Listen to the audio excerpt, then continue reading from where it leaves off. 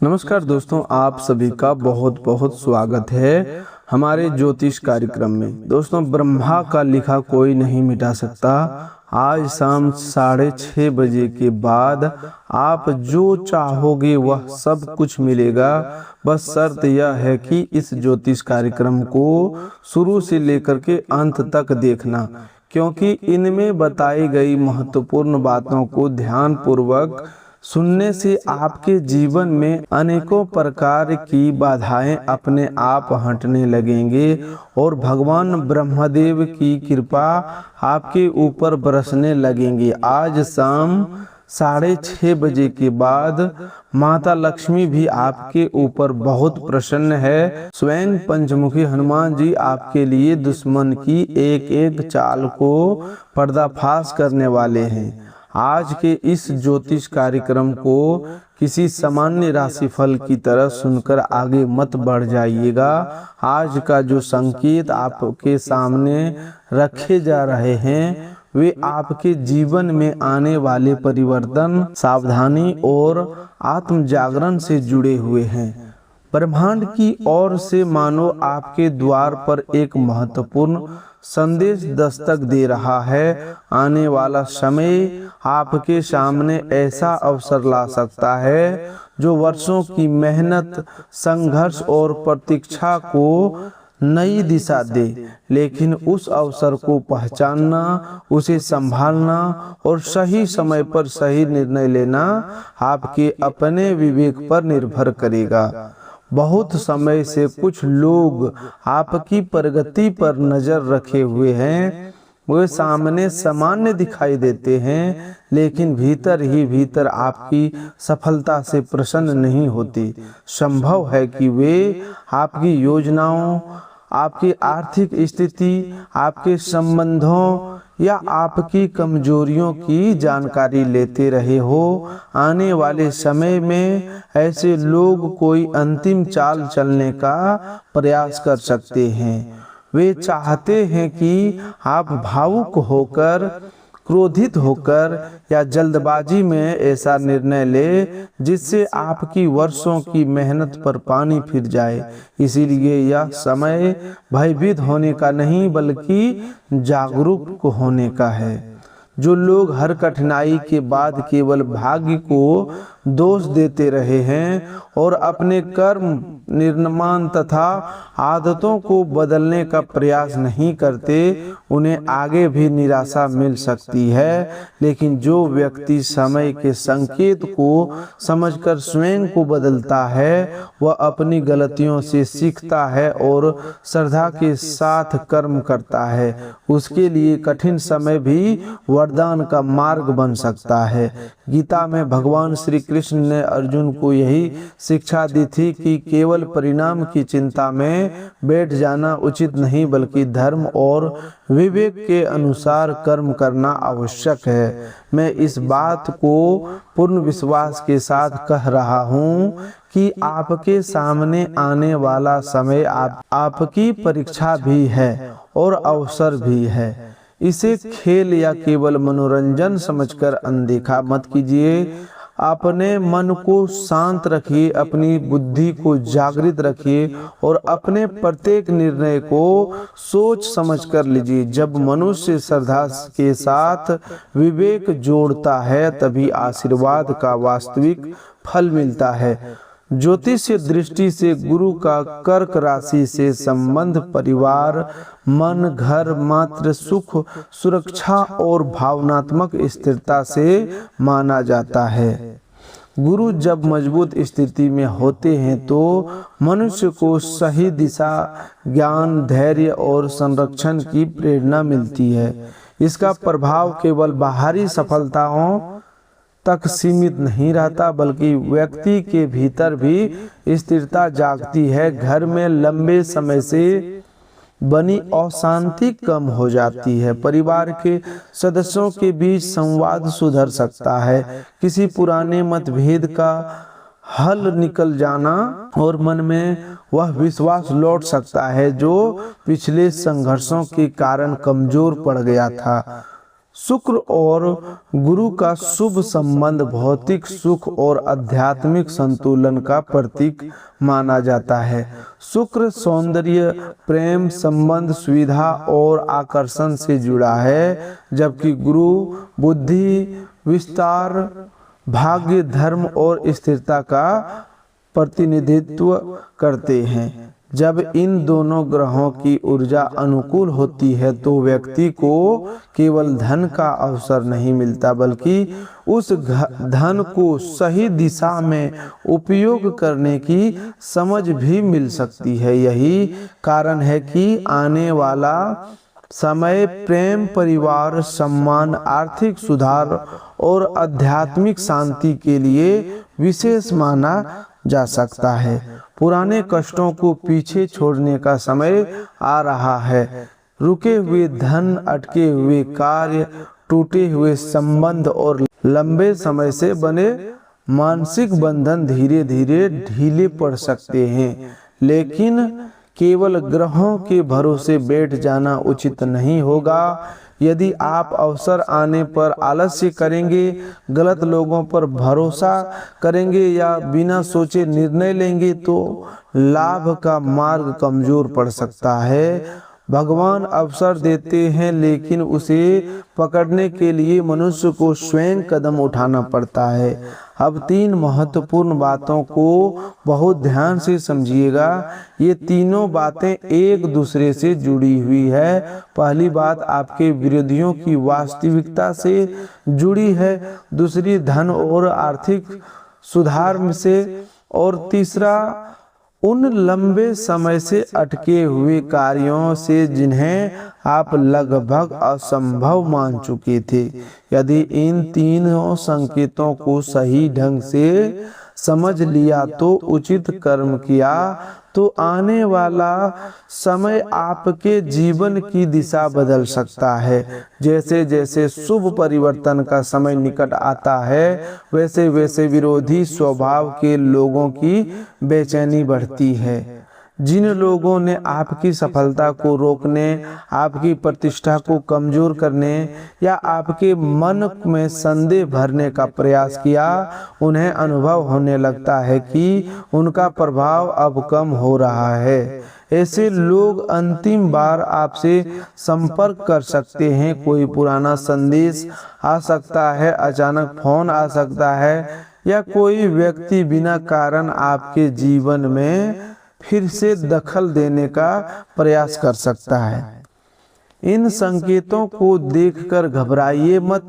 हर phone, हर संदेश और हर सपने को अशुभ मानने की आवश्यकता नहीं है, लेकिन सावधानी अवश्य रखिए। किसी पुराने विवादित व्यक्ति से बात करते समय भावनाओं में मत बहिए। क्या वह कह रहा है, उससे अधिक यह देखिए कि वह क्यों कह रहा है। क्या उसका व्यवहार वास्तव में बदला है या वह केवल आपकी नई स्थिति की जानकारी लेना चाहता है। क्या वह पश्चाताप के साथ आया है या आपकी कमजोरी जानने के लिए। समय को उसका सत्य प्रकट करने दीजिए। कभी कभी मन में पुराने लोगों के चेहरे बार बार आने लगते हैं। सपनों में भी किसी परिचित व्यक्ति का चेहरा दिखाई दे सकता है।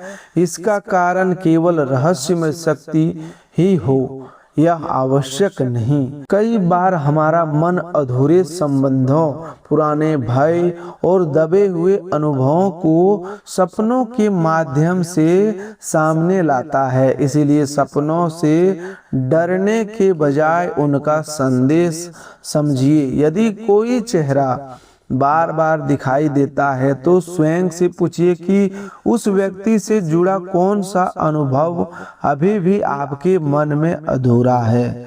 घर के उत्तर पूर्वी भाग को परंपरागत वस्तु में पवित्र और शांत दिशा माना गया है। वहाँ गंदगी, अव्यवस्था या भारी सामान जमा हो तो उसे साफ करना अच्छा माना जाता है। यदि उस स्थान पर भारीपन महसूस हो तो घर को हवा लगाइए, साफ सफाई कीजिए। प्रकाश आने दीजिए और वहां कुछ समय शांत बैठकर भगवान का स्मरण कीजिए। हर आवाज, वस्तु गिरने या हवा के बदलाव को नकारात्मक शक्ति से जोड़ना आवश्यक नहीं, लेकिन घर की स्वच्छता और मानसिक शांति सदैव लाभकारी होता है। आने वाले समय में किसी विरोधी का वास्तविक चेहरा स्वयं सामने आ सकता है। संभव है कि उसका झूठ पकड़ा जाए, उसकी कोई योजना विफल हो जाए, उसके अपने व्यवहार से लोग उसकी नीयत समझने लगे। आपको उसके पतन की कामना कभी नहीं, भूलकर भी नहीं करनी चाहिए, नहीं या सोचनी चाहिए। केवल इतना करना है कि सच सामने आने पर भावुक होकर फिर उसी जाल में न फंसे। रामायण में विभीषण ने रावण को अनेक बार समझाया, लेकिन जब रावण ने अहंकार नहीं छोड़ा तब उसके कर्मों ने ही उसके विनाश का मार्ग बनाया। यही कर्म का नियम है। मनुष्य को अपने किए का परिणाम स्वयं भुगतना पड़ता है। आपका कार्य किसी से प्रतिशोध लेना नहीं, बल्कि अपनी रक्षा करना। सीमित बातचीत रखिए, निजी योजनाएं मत बताइए, आर्थिक जानकारी साझा मत कीजिए और किसी भी उकसावे का तुरंत उत्तर मत दीजिए। जब मनुष्य शांत रहता है तब विरोधी की आधी चाल वहीं विफल हो जाती है। आपकी बुद्धि जितनी स्थिर होगी उतनी ही किसी के लिए आपको भ्रमित करना कठिन होगा। अब धन से जुड़े संकेतों को समझिए। गुरु का मजबूत प्रभाव पारंपरिक रूप से आर्थिक स्थिरता, परिवार की स्थिति और पुराने अधिकारियों से जोड़ा जाता है। आने वाले समय में रुका हुआ भुगतान, पुराना निवेश, बकाया राशि, भूला हुआ कागज, संपत्ति का मामला या कोई पुराना व्यवसायिक संपर्क दोबारा सामने आ सकता है। संभव है कि आपको ऐसी जानकारी मिले जिसे आपने पहले महत्व नहीं दिया था, लेकिन वही आगे चलकर आर्थिक लाभ का माध्यम बने।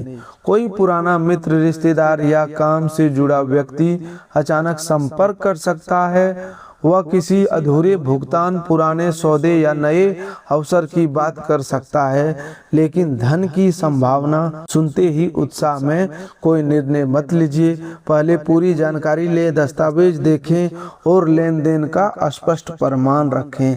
अवसर और धोखे के बीच अंतर पहचानना बहुत आवश्यक है। धन किसी पुराने मामले के निपटारे, रुकी हुई मजदूरी, लंबित भुगतान, निवेश के लाभ, संपत्ति के अधिकार, अतिरिक्त कार्य या किसी अप्रत्याशित स्रोत से आ सकता है, परंतु इसका अर्थ यह नहीं कि बिना प्रयास बैठे बैठे खजाना प्राप्त हो जाए।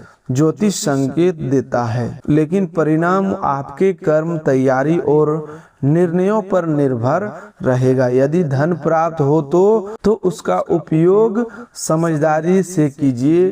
पहले आवश्यक ऋण कम करें, परिवार की जरूरी आवश्यकताओं को पूरा करें और भविष्य के लिए कुछ बचत कर रखें। उसके बाद अपनी क्षमता के अनुसार दान करें। दान का अर्थ दिखावा नहीं होता। किसी जरूरतमंद की पढ़ाई में मदद, किसी गरीब परिवार के भोजन की व्यवस्था, किसी कन्या के विवाह में सहयोग या किसी विश्वसनीय सेवा कार्य में योगदान भी दान है। यह जरूरी नहीं कि धन का कोई निश्चित भाग न देने पर वह टिकेगा ही नहीं। दान भय या दबाव से नहीं, श्रद्धा और सामर्थ्य से करना चाहिए। गीता में वास्तविक दान वही कहा गया है जो उचित समय, उचित स्थान और योग्य व्यक्ति को बिना किसी दिखावे या बदले की अपेक्षा से दिया जाए। इसीलिए जितना संभव हो उतना ईमानदारी से दीजिए। अपने परिवार को संकट में डालकर दान करना बुद्धिमानी नहीं है। धन बहते हुए जल की तरह उसे सही दिशा मिले तो वह जीवन को सींचता है, लेकिन गलत दिशा में बह जाए तो नुकसान भी कर सकता है। इसीलिए जब आर्थिक अवसर आए तब लालच से बचिए। अचानक बड़ी खरीदारी, दिखावे, जोखिम भरे निवेश या बिना जांच किसी को उधार देने से बचें। धन प्राप्त को स्थिरता, शिक्षा, स्वास्थ्य, व्यवसाय और भविष्य के निर्माण में लगाना अधिक उचित होगा। पिछले वर्षों में आपने आर्थिक तंगी, खाली हाथ लौटने का अपमान और चिंता से भरी रातें देखी होगी। अब इन अनुभवों से सीख लेकर आगे बढ़ने का समय है। यदि आय बढ़े तो खर्च भी उसी गति से न बढ़ाएं। आर्थिक सुधार तभी अस्थायी होगा जब आप बचत और अनुशासन अपनाएंगे। माता लक्ष्मी की कृपा का सम्मान, धन की रक्षा, उचित उपयोग और ईमानदारी कमाई से होता है। अब उस तीसरी महत्वपूर्ण बात को समझिए जो लंबे समय से असंभव दिखाई देने वाले कार्यों से जुड़ी है। आपके जीवन में कोई अदालती मामला, पुराना विवाद, स्वास्थ्य संबंधी परेशानी, संपत्ति का झगड़ा, घर का तनाव या ऐसा काम हो सकता है जो वर्षों से अटका हुआ है। आने वाला समय इनमें हल की पहली दिशा दिख सकता है, लेकिन केवल चमत्कार की प्रतीक्षा करना उचित नहीं होगा। जहां कानूनी सहायता की आवश्यकता है वहां योग्य वकील से सलाह लें। जहां स्वास्थ्य की समस्या है वहां डॉक्टर का उपचार जारी रखें। काल सर्प जैसे ज्योतिषीय संबंधों का उल्लेख लोग लंबे संघर्ष, बार बार रुकावट और मानसिक दबाव के प्रतीक के रूप में करते हैं। चाहे आप इसे ज्योतिषीय दोष माने या जीवन की कठिन परिस्थितियों का परिणाम, अब आपको अपने पुराने भय से बाहर निकलना होगा। दोष के नाम से डरते रहने की बजाय अपने कर्म, आदत, अनुशासन और निर्णयों को सुधारिए। कई बार बंधन ग्रहों से अधिक हमारे मन में बना होता है। अदालती मामले में लंबे समय से कोई प्रगति नहीं हुई तो आने वाले समय में कोई तारीख, दस्तावेज, गवाही या कानूनी सलाह दिशा दे सकती है। स्वास्थ्य में लंबे समय से परेशानी हो तो सही जांच या नए उपचार से सुधार का मार्ग मिल सकता है। घर में कलह है तो संवाद और सीमा के माध्यम से शांति लौट सकती है। वास्तु से जुड़ी चिंता है तो स्वच्छता, प्रकाश, हवा और व्यवस्थित वातावरण सबसे पहला व्यवहारिक उपाय है। जब लंबे समय से रुका हुआ कार्य हल देने लगता है तो पहले छोटे संकेत मिलते हैं। नींद थोड़ी बेहतर होने लगती है, मन का तनाव कम होता है, कोई सही व्यक्ति सहायता के लिए सामने आता है, दस्तावेज मिल जाता है, किसी अधिकारी या विशेषज्ञ से उपयोगी सलाह प्राप्त होती है।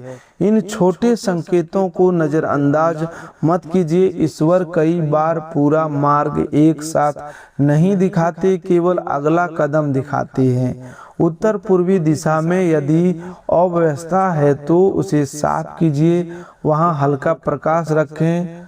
यदि संभव हो तो छोटा दीपक सुरक्षित स्थान पर जलाइए, लेकिन अग्नि सुरक्षा का विशेष ध्यान रखें। दीपक ऐसी जगह ना रखें जहां पर्दे, बच्चे या ज्वलनशील वस्तुएं हो। आध्यात्मिक उपाय तभी शुभ है जब वे सावधानी और समझ के साथ किए जाए।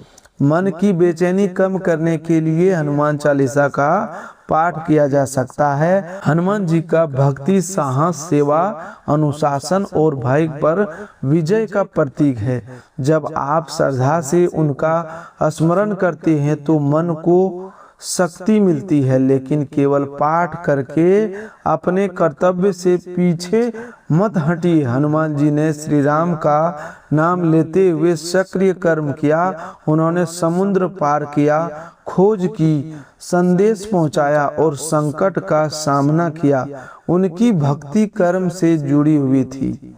इसीलिए यदि आप किसी समस्या से गुजर रहे हैं तो प्रार्थना के साथ आवश्यक कदम भी उठाइए। नौकरी की आवश्यकता है तो आवेदन करें, धन रुका है तो उचित तरीके से संपर्क करें, दस्तावेज खोया है तो उसकी प्रति निकलवाएं, स्वास्थ्य खराब है तो जांच कराएं, संबंध बिगड़ा है तो शांत संवाद करें। यही श्रद्धा और कर्म का संतुलन है। आप स्वयं से यह प्रश्न पूछिए कि क्या आप इस संदेश को केवल सुन रहे हैं या इसके भीतर छिपी सीख को जीवन में अपनाने के लिए तैयार हैं। वीडियो को लाइक करना या कमेंट करना आपकी इच्छा है, लेकिन वास्तविक संकल्प आपके व्यवहार से सिद्ध होगा। यदि संदेश उपयोगी लगे हो तो प्रेम से समर्थन दीजिए, लेकिन यह मत मानिए कि केवल लाइक, कमेंट या शेयर करने से भाग्य अपने आप बदल जाएगा। भाग्य श्रद्धा, कर्म, सही निर्णय और समय से उपयुक्त प्रभाव से बनता है। कमेंट में जय श्री राम, जय ब्रह्मदेव, जय बजरंगबली, जय बाबा बागेश्वर धाम लिखना आपके विश्वास की अभिव्यक्त हो सकती है, लेकिन आपकी प्रार्थना अधूरी केवल इसीलिए नहीं रहती कि आपने कोई कमेंट नहीं किया। परमात्मा आपके हृदय की भावना देखते हैं, मोबाइल की स्क्रीन पर किए गए कार्य नहीं। इसीलिए भक्ति को भय या दबाव से नहीं, प्रेम और आस्था से जोड़िए। संदेश को किसी के साथ साझा करने हो तो केवल इसीलिए करें कि उसमें दी गई सावधानियां या प्रेरणा उस व्यक्ति के लिए उपयोगी हो सकती है। निश्चित संख्या में लोगों को भेजने की बाध्यता न रखें। सच्चा पुण्य दूसरों की सहायता, सत्य बोलने, अनुचित लाभ न लेने और जरूरतमंद के साथ खड़े होने से बनता है। अब एक सरल आध्यात्मिक अभ्यास कर सकते हैं। घर के मंदिर में या किसी स्वच्छ स्थान पर सुरक्षित रूप से मिट्टी या धातु का दीपक जलाएं। दीपक उपलब्ध ना हो तो केवल शांत बैठकर हनुमान जी का ध्यान करें। कुछ देर गहरी सांस लें और हनुमान चालीसा का पाठ करें। उनसे प्रार्थना करें कि वे आपके भीतर भय, भ्रम और क्रोध को दूर करे, आपकी सही निर्णय लेने की शक्ति दे और आपके परिवार को समृद्धि तथा साहस प्रदान करे। उत्तर पूर्वी कोने को साफ रखना, वहां प्रकाश और हवा आने देना घर के वातावरण को हल्का बना सकता है कि लेकिन किसी भी सामान्य आवाज, हवा या वस्तु गिरने को तुरंत अदृश्य शक्ति से न जोड़ें। पहले व्यवहारिक कारण जांचिए, खिड़की खुली है या नहीं, शेल्फ अस्थिर है या नहीं, वस्तु ठीक से रखी है या नहीं। आस्था और विवेक साथ चलें, तभी जीवन संतुलित रहता है। हनुमान चालीसा पढ़ते समय मन शांत होना चाहिए, भय कम हो सकता है और व्यक्ति को कठिन परिस्थिति का सामना करने की प्रेरणा मिल सकती है। स्वास्थ्य समस्या में डॉक्टर का उपचार, आर्थिक समस्या में बजट और कानूनी समस्या में विशेषज्ञ का सलाह भी उतना भी जरूरी है। समय तेजी से बदलता है। जो व्यक्ति आज ही अपनी आदतों सुधारना शुरू कर देता है वही आने वाले अवसर का लाभ उठा पाता है। जो हर कार्य को कल पर टालता है वह शुभ समय आने पर भी तैयार नहीं रहता। इसलिए आज ही अपने जीवन की 3 चीजों पर ध्यान दीजिए, अपनी वाणी, अपना धन और अपना विश्वास। किसके सामने क्या बोलना है, धन कहाँ लगाना है और किस व्यक्ति पर कितना भरोसा करना है, इन 3 निर्णयों में सावधानी रखें। अपने शत्रु के पतन की प्रतीक्षा करने से आपकी महत्वपूर्ण अपनी उन्नति की तैयारी करना। किसी के बुरे समय में आपको वास्तविक लाभ नहीं मिलेगा। आपकी जीत तब होगी जब आप आर्थिक रूप से मजबूत होंगे, मानसिक रूप में शांत होंगे, परिवार में सम्मान पाएंगे और गलत लोगों के प्रभाव से बाहर निकलेंगे। यही सच्चा उत्थान है। यदि कोई पुराना विरोधी आपकी ओर लौटता है तो उसके शब्दों से अधिक कर्म देखिए। यदि वह अपनी गलती स्वीकार करता है, समय के साथ व्यवहार बदलता है तो आपकी सीमाओं का सम्मान करता है, तो परिस्थिति के अनुसार क्षमा पर विचार किया जा सकता है। लेकिन क्षमा का अर्थ फिर से अंधा विश्वास करना नहीं होता। रामायण में हमें करुणा के साथ मर्यादा रखने की शिक्षा देती है। दोस्तों, ब्रह्मदेव ने आपके भाग्य में जो शुभ फल लिख दिया है उसे कोई शत्रु, कोई बाधा और कोई नकारात्मक परिस्थिति मिटा नहीं सकती। लेकिन भाग्य में लिखे वरदान को सही समय पर प्राप्त करने के लिए मनुष्य को अपने कर्म, वाणी और विचारों को भी पवित्र बनाना पड़ता है। केवल इच्छा करने से जीवन नहीं बदलता। श्रद्धा के साथ किया गया छोटा सा शुभ कर्म भी बंद भाग्य के द्वार खोलने की शक्ति रखता है। इसीलिए इन उपायों को जरूर करें, विश्वास और शांति भावना से। सुबह ब्रह्मदेव और सूर्यदेव के स्मरण से जुड़ा है।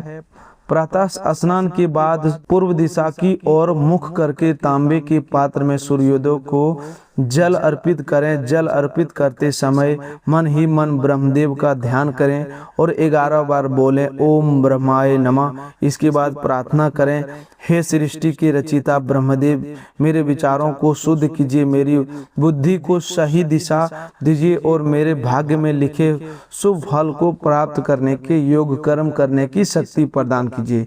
यह उपाय आपके केवल बाहरी सफलता के लिए नहीं बल्कि सही निर्णय लेने की बुद्धि के लिए करना है। याद रखिए, ब्रह्मदेव नई सृष्टि के प्रतीक है। जब मनुष्य निराशा छोड़कर नई शुरुआत करता है, अपनी गलतियों को सुधारता है तो सत्य के मार्ग पर चलता है, तभी उसके जीवन में वास्तविक परिवर्तन आरंभ होता है। शुक्रवार की शाम घर के मुख्य द्वार और पूजा स्थान को स्वच्छ रखें। माता लक्ष्मी के सामने घी का एक दीपक जलाएं और दीपक में 2 लौंग रख दें। इसके बाद ओम श्री महालक्ष्माय नमः मंत्र का जप करें। तो दोस्तों, आज के लिए बस इतना ही। मिलते हैं एक और नई ज्योतिष कार्यक्रम में। तब तक के लिए धन्यवाद। आपका दिन शुभ हो, मंगलमय हो।